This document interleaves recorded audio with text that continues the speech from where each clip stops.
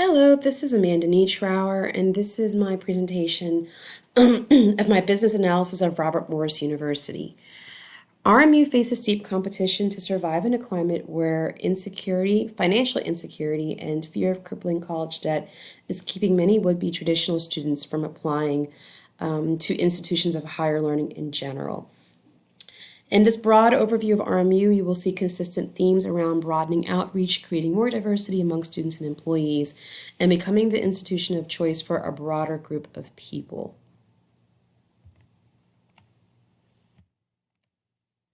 Robert Morris is a private nonprofit university. Is founded in 1921, named for Robert Morris, the financier of the Revolutionary War. It costs about $48,220 a year for an undergraduate degree.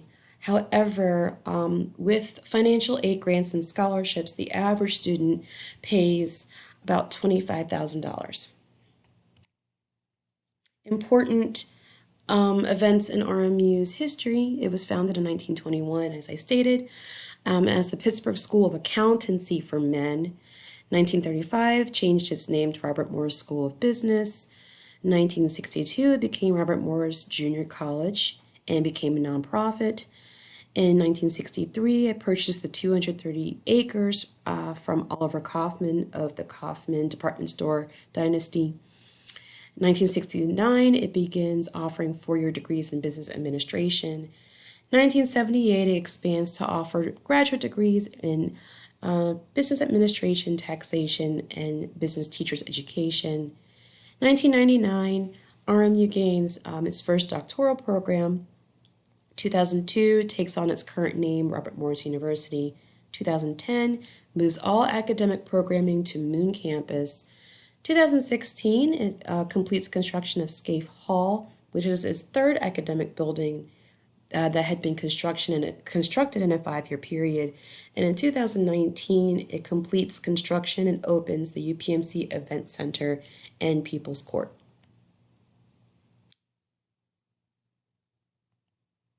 RMU's mission statement is to be the gateway to engaged, productive, and successful careers and lives.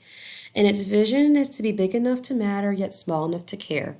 To be a student-centered institution and work to transform lives by building knowledge and skills and providing the foundations of engagement and well-being.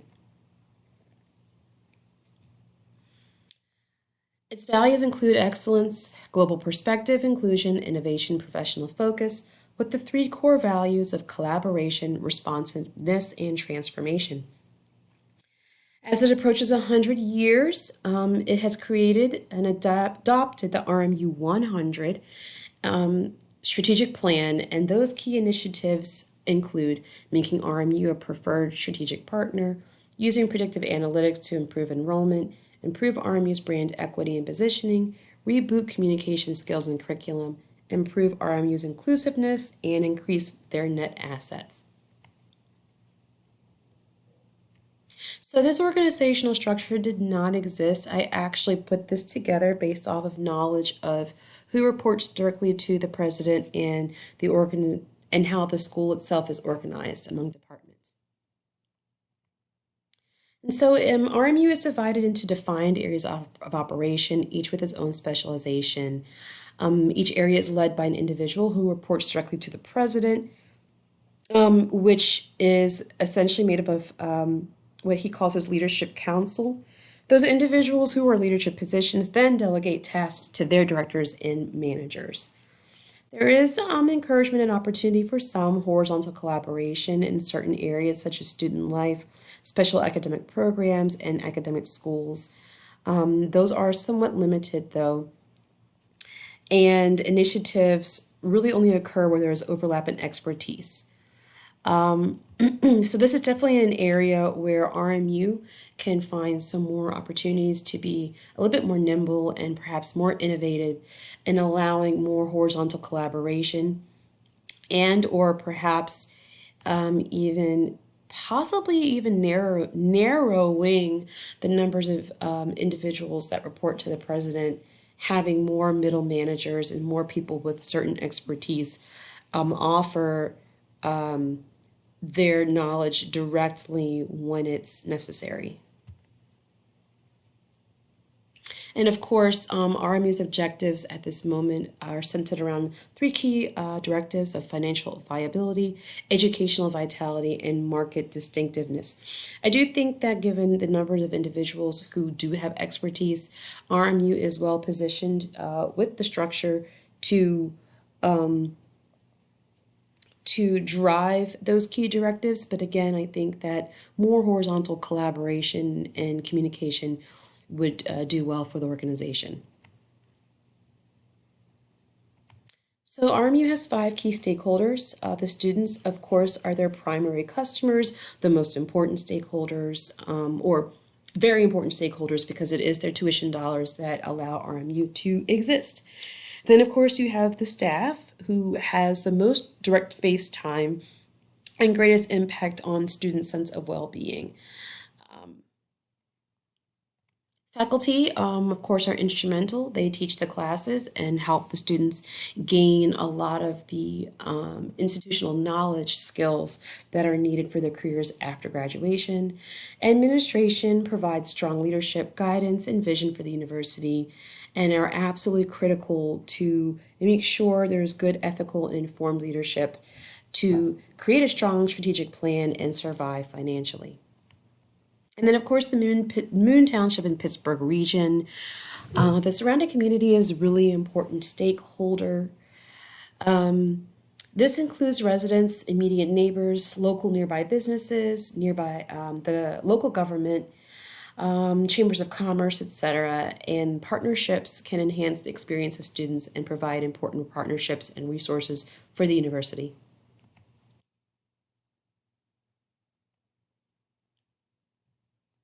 And so RMU does consider pretty much most institutions of higher learning in southwestern Pennsylvania to be their direct rivals. However, it does focus a lot on the major institutions that are located in downtown Pittsburgh. So for the purpose of this presentation, I chose two, the University of Pittsburgh and Point Park.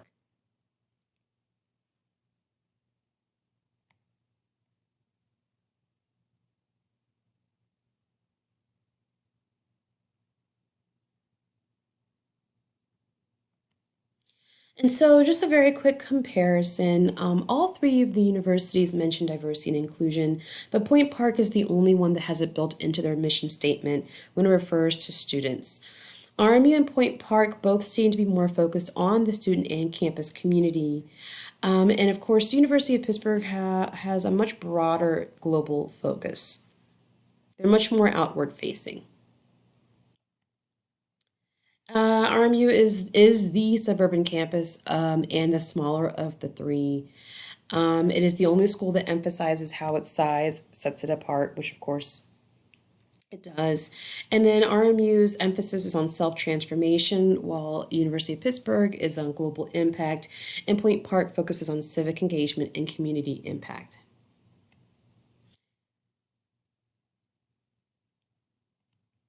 So, of the primary activities, RMU is best at placing graduates in its continuing education programs. 95% of RMU graduates find employment or are enrolled in graduate school after completing their undergraduate degree. And the starting salary for most graduates is about 8% higher than the national average. And then of the supporting activities, RMU has unique professional development centers and programs, such as the Massey Center for Entrepreneurship and Innovation, RMU Center for Veterans and Military Families, the Women's Leadership and Mentorship Program, and Bayer Center for Nonprofit Management, and the Covestra Center for Community Engagement. RMU's core competencies really do come from its location and its ability to connect with communities and corporate partners and businesses.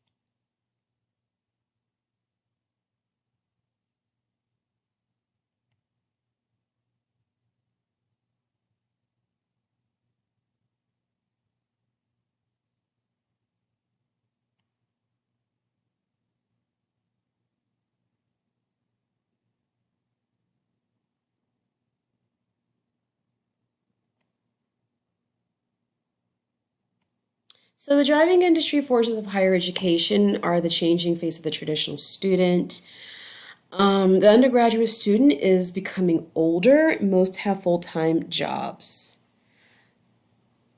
Also, many U.S. workers face being replaced by automation, and so a lot of people who only have undergraduate degrees are returning, are staying in the workforce while they go to school and are going back to school to gain more skills.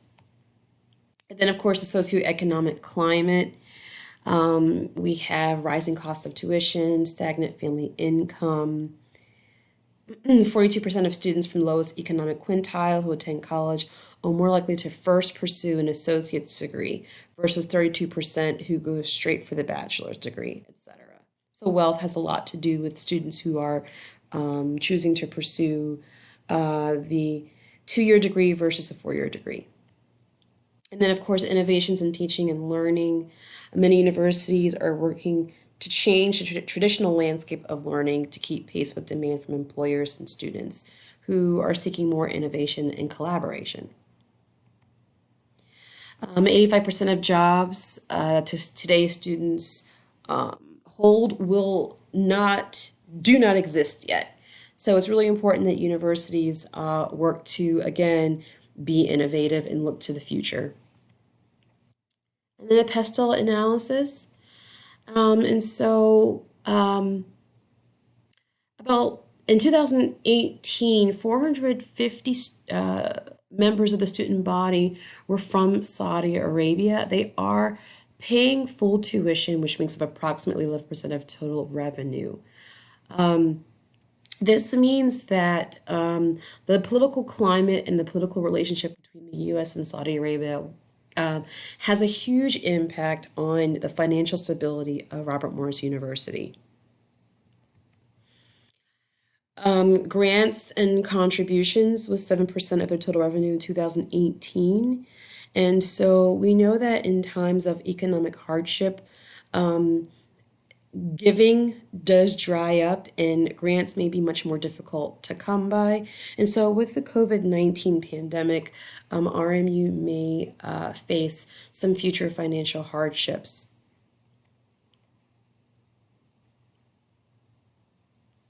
And then in 2017 marked the first year international student enrollment declined in the U.S. after 12 years of steady growth. Again, RMU, 11% of its students are international. That is a large amount of tuition. And so, again, if this continues, that will have a huge impact on RMU's financial future. And also, RMU has lower diversity numbers. It is 75% white in terms of the student body. And so that is something that RMU should definitely look to try to address in attracting a broader group of students. And then, of course, we talked about the technology and how central it is to RMU's strategic plan in using predictive analytics to track and create a greater pipeline for greater student success at RMU. And then environmental, of course, its proximity to the downtown city of Pittsburgh, the airport, but also the fact that there is not very comprehensive transportation to get to downtown Pittsburgh unless you have a car. Then Allegheny County also having issues with pollution, etc., could be something that may drive away prospective students who are not from southwestern Pennsylvania.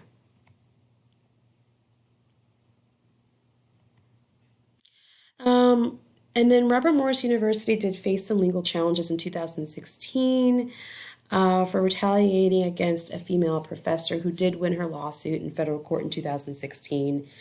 And then some legal things for RMU to consider, that faculty on campus are represented by a union, the American Federations of Teachers.